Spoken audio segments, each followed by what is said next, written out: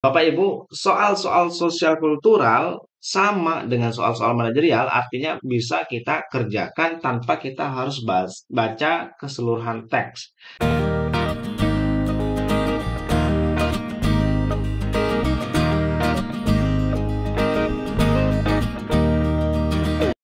Bismillahirrahmanirrahim. Assalamualaikum warahmatullahi wabarakatuh. Bapak Ibu, kembali lagi bersama saya Prianto di channel Kampung Ilmu.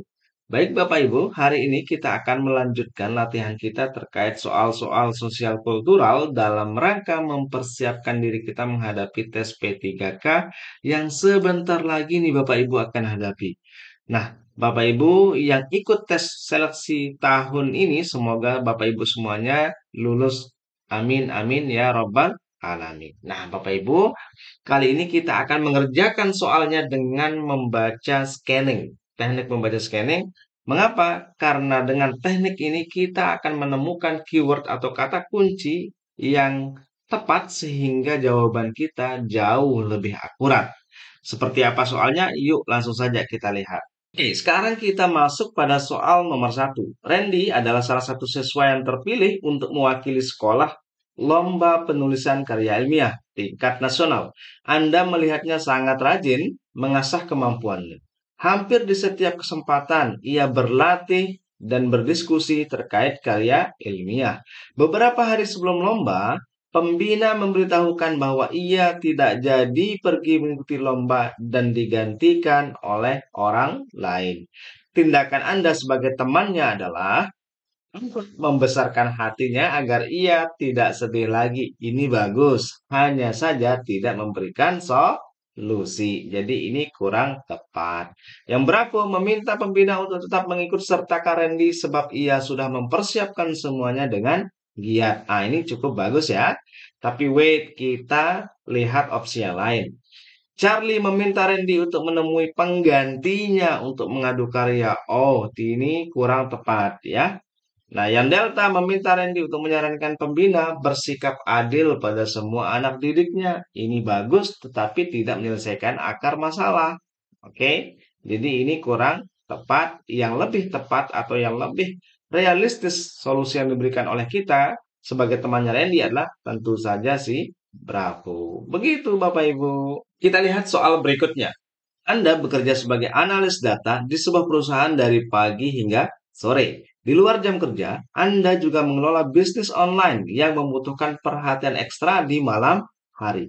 Suatu malam, Anda merasa sangat lelah setelah seharian bekerja dan tidak yakin bisa menyelesaikan tugas bisnis online dengan baik. Tindakan yang sebaiknya Anda ambil adalah, apakah yang alfa memaksa diri untuk menyelesaikan tugas bisnis online meskipun merasa sangat lelah? Nggak boleh kita memaksakan diri. Kenapa? Karena hasilnya pasti tidak akan maksimal. Oleh karena itu, pilihan alfa kita eliminasi. Yang berapa? Menunda tugas bisnis online dan beristirahat agar bisa bekerja dengan lebih baik di lain waktu. Ah, ini bagus ya. Yang artinya kita adil juga pada diri kita begitu ya. Kalau misalkan terlalu capek, terlalu lelah, terlalu letih, sebaiknya beristirahat untuk performa yang lebih baik. Jadi yang Bravo ini cukup bagus, tetapi kita simpan terlebih dahulu. Kita coba cek opsi yang lainnya ya. Yang Charlie menghubungi rekan kerja untuk meminta bantuan menyelesaikan tugas bisnis online. Nah, ini tuh apa namanya, mengalihkan pekerjaan ke rekan kerja yang kita nggak tahu apakah dia sibuk atau bagaimana gitu ya. Yang jelas yang Charlie ini em, akan sedikit mengganggu waktu rekan kerja kita. Sepertinya ini kurang bagus deh, atau masih lebih bagus yang berafu. Yang Delta mengurangi waktu bekerja di perusahaan agar lebih fokus pada bisnis online. Ini juga enggak ya. Jadi kita harus bekerja sesuai dengan eh, aturan yang diberikan oleh perusahaan. Jadi tidak bisa kita mengurangi karena bagaimanapun juga kita itu bekerjanya sebagai analis data sebetulnya pekerjaan utamanya di sini ya. Nah, oleh karena itu Bapak Ibu, jawaban yang paling tepat adalah Bravo. Nah, Bapak Ibu, Bagi Bapak Ibu yang memiliki pandangan berbeda dari kami, boleh untuk dituliskan di kolom komentar supaya nanti kita bisa berdiskusi dan menemukan jawaban yang paling tepat. Oke? Nah, begitu Bapak Ibu ya. Oke, soal berikutnya. Anda membawa seorang balita bernama Aza ke taman bermain.